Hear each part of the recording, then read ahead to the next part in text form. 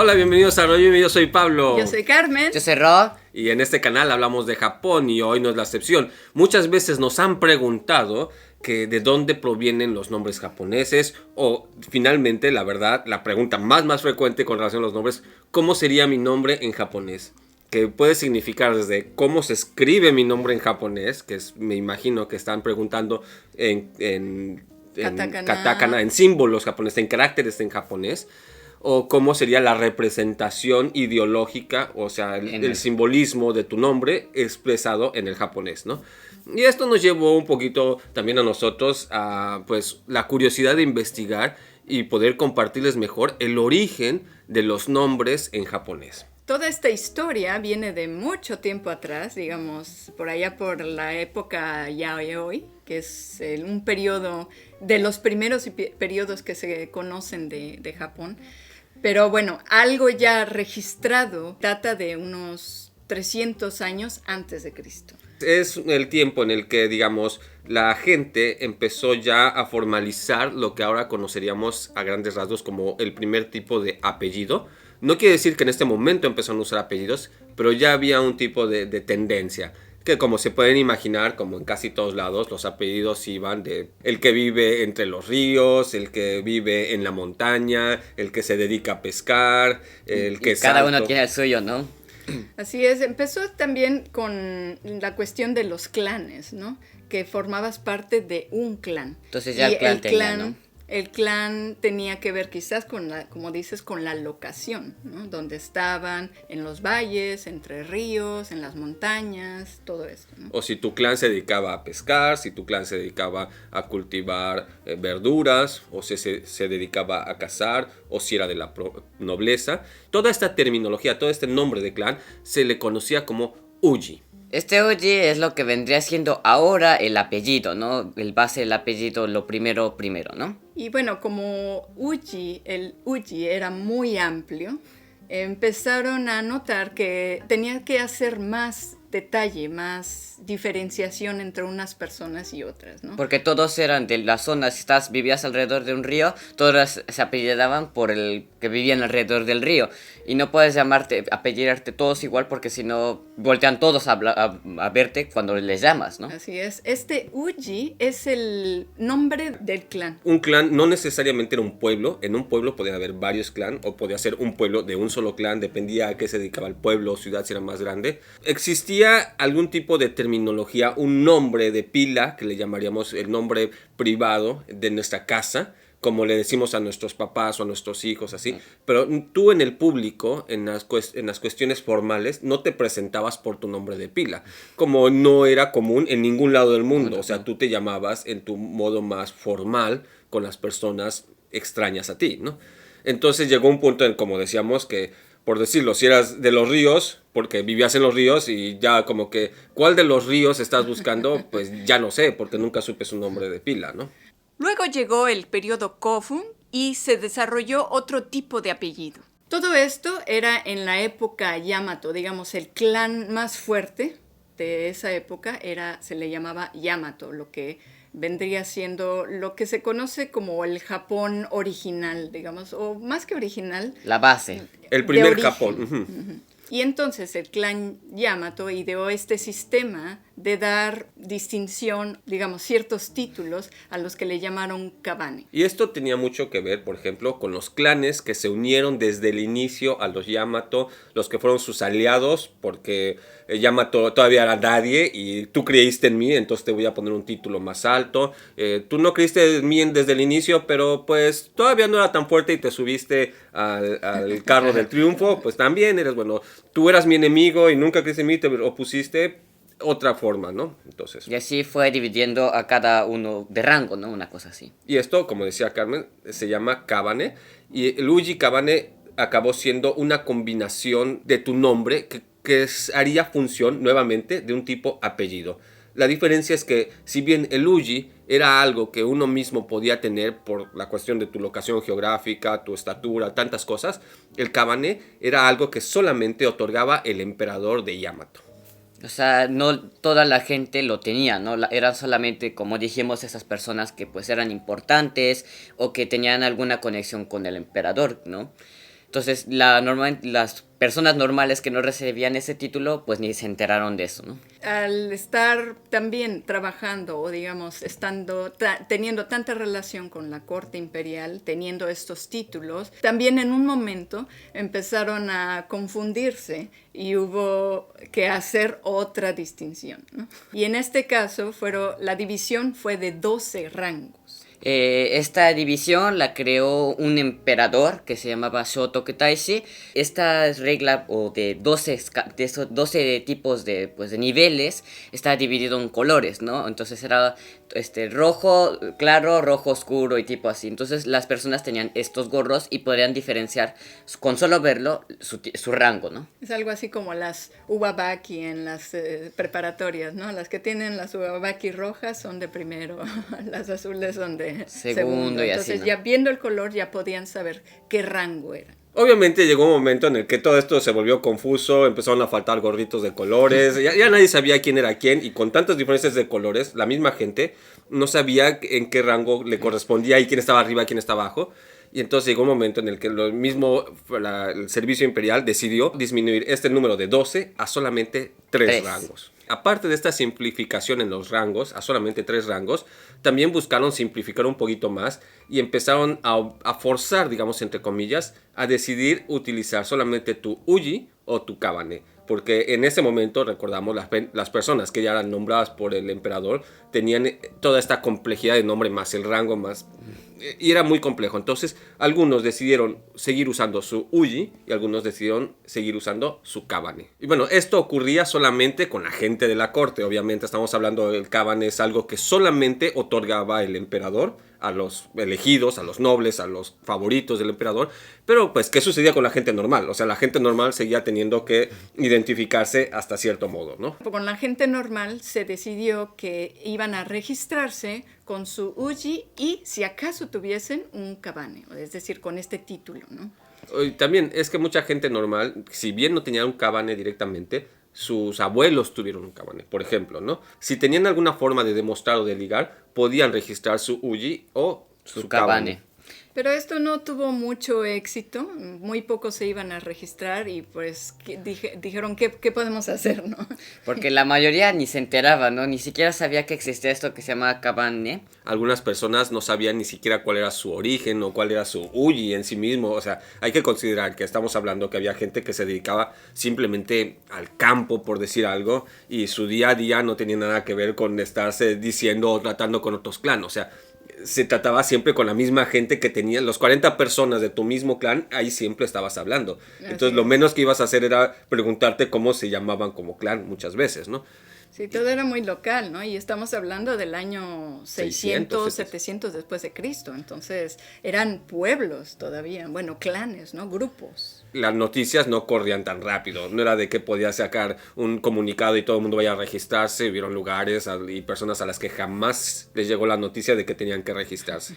Hubo varios intentos del gobierno, hubo varias veces resultados que dijeron esto no sale y siguieron empujando, facilitaron incluso la posibilidad de que la gente pudiese decidir su uji kabane, aunque no lo supieran, simplemente tú lo declarabas. Y con esto decidieron que ya habían registrado a todo mundo bajo un uji o un kabane único a esa persona o a ese clan y todo el mundo estaba feliz. Pero fue una felicidad que duró poco tiempo. Porque ya saben que el clan empieza a crecer y pues empieza a tener cierta distinción, quizás también empiezan las peleas, quererse apartar. Porque es como si estás en tu ciudad y siempre va a haber la persona con la que no te vas a llevar bien, ¿no? Cualquier ciudad con la que no te quieres llevar bien, no te llevas bien y quieres tener una diferenciación con esa persona, no quieres estar con ella y así. Entonces empieza a haber esa batalla interna, ¿no? Y se empieza a desmoronar. Incluso hay, digamos, siempre la línea de la familia que dice, nosotros sí somos educados, no como ellos que son maleducados, o él me engañó, o me puso el cuerno. Entonces el enfoque de la sociedad se empezó a centrar en la familia, en el núcleo familiar. Ya el clan pasó a un segundo grado, obviamente sí había un tipo de orgullo de ser del mismo clan. Digámoslo, si lo quieres poner una forma occidental de ver, era un honor ser un fiorentino, un véneto, un romano, y cada uno se sentía feliz, pero cada quien también ya sabía, yo soy de tal familia y estos que son del mismo clan son de esta otra familia. Tenía que haber algún tipo de distinción entre familias, y la gente dejó de utilizar algunos términos que eran más amplios a un tipo de clan, ¿no? Así es, y por ejemplo, si dos personas se casaban, quedaban con su apellido, no cambiaban a solo uno, sea el del hombre o de la mujer, sino cada uno de ellos se quedaba con su apellido. Y dependiendo de la actividad o según lo escogieran ellos, a sus hijos les ponían el nombre del esposo o el nombre de la esposa, ¿no? Como Uji, como apellido. Uji, como apellido. Entonces, como el apellido, el nombre de la casa. Entonces el Uji empezó a ser una cosa que se heredaba por sangre, no por matrimonio. Y empezó a darse muchísimo más fuerza a esa idea del núcleo familiar, ¿no? Aunque obviamente la elección empezaba a hacerse un poco limitante, ¿no? Cuando tienes que tu Uji es leñador, y pues cómo voy a diferenciar si el Uji, el leñador, es de todo el clan. Entonces yo soy el leñador de árboles chaparros, y yo soy el leñador de árboles grandes, y yo soy el leñador de árboles caídos. O de ese lado. Sí. De arriba de la montaña, río. de abajo de la montaña, al lado del río. Pero todos somos del clan leñador, pero cada quien empezaba a buscar que su Uji fuera único. No es totalmente posible como registro. Por ejemplo, en esa época uno de los Uji más fuertes, más poderosos y más extendidos por lo mismo era el del clan Fujiwara. Había los que eran Fujiwara de hueso colorado, que se sentían de la casi nobleza y todo, y habían los Fujiwara que eran los arrinconados de allá, ¿no? Entonces, ¿cómo empezaban a diferenciarse entre ellos? Y también hubo no surgimiento, pero la consolidación de los samurái, ¿no? Entonces los samurái eran señores hasta cierto modo feudales, no eran nobles necesariamente, pero era gente que tenía dinero, que tenía terrenos, tenía poder, digamos, muchas veces sabían pelear, sabían mucha cultura, tenían mucha cultura y eran muy orgullosos, ¿no? Entonces, yo soy del Uji o Uji Kabane Fujiwara, pero soy un samurái. No quiero que me confundan con esos otros don nadie, ¿no? Yo sí soy el samurái ese famoso, ¿no? Entonces, pues empezaron a tratar de crear una diferencia.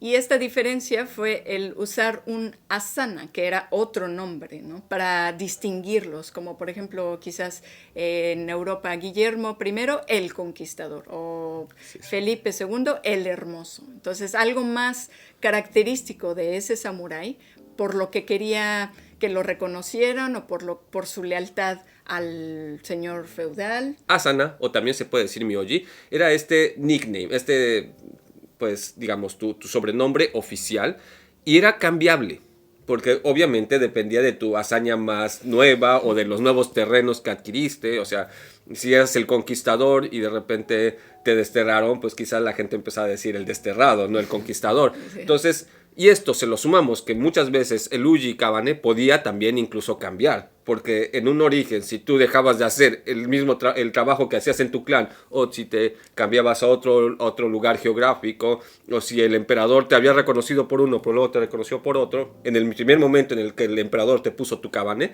cambiaste tu nombre. El nombre como tal, el apellido, todo este conjunto, era muy, muy cambiable en esa época, ¿no? Por eso tenemos personajes históricos en japonés que dicen, nacido tal, y luego tal, y murió como tal, ¿no? Así es, fue cambiando su nombre, ¿no? Pero fue por esta cuestión de, durante su vida, en diferentes momentos en su vida, las acciones que hacía, todo esto, iba cambiando su nombre. También si subía de rango y así, pues le iban cambiando de nombre, ¿no? Entonces, imagínense, cada vez que subías de rango, iba cambiando tu nombre. Ah, ya no se llama así, tenía que ser, ¿cómo se llamaba? Y así tener que acordarte, ¿no? Ellos ya ni se acordarían, ¿no? ¿Cómo me llamo yo? Todo esto está al paralelo con la existencia del nombre dado, de tu nombre nuevamente de pila, el que usas en tu casa, pero que la gente no usaba fuera de su casa. Los samurái no iban por ahí diciendo su Uji y luego su nombre de pila, sino decían su Myoji. Este era un modo muy muy fuerte para ellos de tener un tipo de honra y para proteger lo que les correspondía por derecho, por honor. O sea, nuevamente el conquistador, el dueño de las tierras de no sé qué, el poderoso de tal ciudad. El justo. Cosas así que les hacía sentirse más valía. Los nobles, la gente de la nobleza tal cual, incluyendo la familia imperial, no tenía nada que ver con el Myoji. Ellos no necesitaban este tipo de nickname, de sobrenombre, porque ellos se sentían valiosos por su Uji Kabane. Ya O sea, era. no había nada mejor que el nombre que te dio el emperador, ¿no? Así es. Y bueno, todo ya cambió cuando llegó la restauración Meiji. Y en este momento se decidió que cada quien iba a escoger su apellido y su nombre. Pero cada quien debía tener un apellido y un nombre. Porque en esa época, imagínense, todos ya tenían diferentes nombres, no se sabía quién era y así. Entonces decidieron que todos los que pescaban, los leñadores, los vendedores, todos ellos eran ciudadanos de Japón. Eran solo una cosa, ¿no? Porque si no, se les iba a salir de la mano como iba pasando en otras eras, ¿no? Entonces las juntaron todos, le dijo, elige tu apellido, pero pues nadie sabía su apellido, los que sabían pues decían, pero los que no pues se quedaban pues no sé cómo, ¿no? Así es, podías escoger, si no te gustaba ninguno de los que tenías, podías escoger uno, ¿no? Pero si tenías un Uji y tenías un Kabane y aparte tenías un Asana, tenías que escoger uno de esos tres, ¿no? Había un cierto tipo de libertad, pero la gente que estaba orgullosa de su Uji, Kabane, Asana, etcétera, pues iba a ir por ese, porque ya tiene fuerza el apellido. Pero, por ejemplo, si yo no sabía ni siquiera cuál era mi Uji, o era alguno que no me gustaba mucho, o admiraba mucho a mi vecino, o no sabía escribir, y escribe lo mismo que el que está delante, podía ocurrir. Entonces, definitivamente en ese momento agarraron todas las concepciones de nombre y apellido, las metieron en un frasco y las agitaron y saca el papelito que te toca, técnicamente hablando, o sea, Una cosa así. se perdió todo tipo de relación de control. Conexión de sangre, así, para nada, ¿no? Entonces hay muchos apellidos muy repetidos, pero no quiere decir que pertenecieron a la misma familia. Quiere decir que simplemente en algún momento algunos de ellos simplemente lo eligieron por azar. Obviamente todo este relajo era para explicarles que finalmente el origen de lo que ahora conocemos como los apellidos japoneses tienen muchos puntos de inicio, ¿no?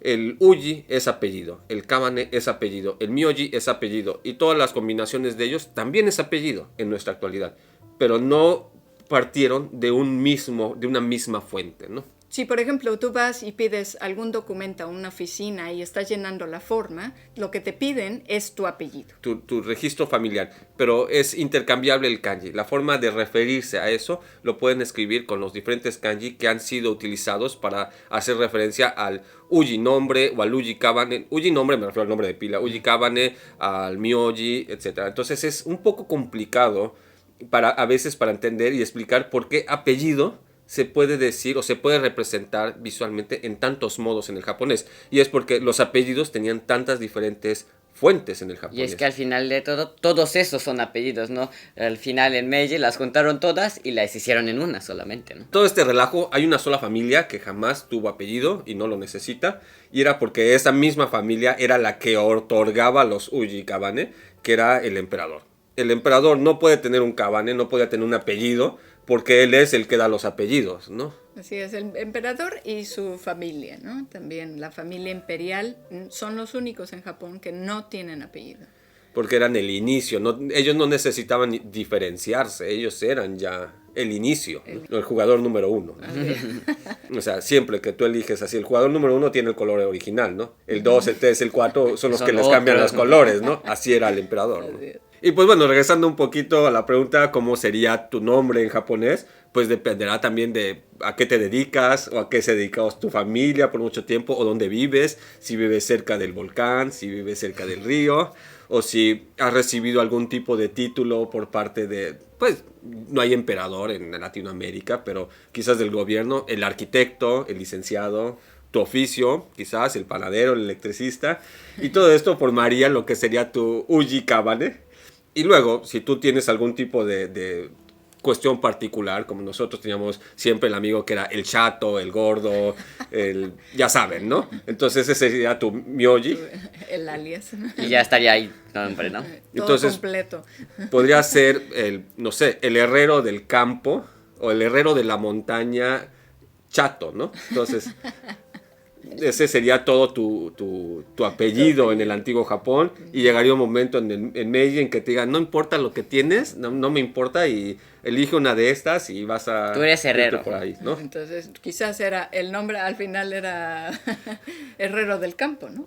O sea, un apellido, ¿no? Y bueno, ¿ustedes saben el significado de su apellido? Su origen. Cuéntenlo en los comentarios. Y bueno, la cultura en Japón es muy compleja, como en todos lados, pero si te gusta aprender sobre Japón y sobre la cultura, te invitamos a seguir viendo en los siguientes videos que aparecerán sugeridos y te quedes aquí un rato más con nosotros. Y te invitamos también a darle like a este video. Y también suscribirte al canal. Bueno, nos vemos en un instante más en el siguiente video. Gracias por vernos.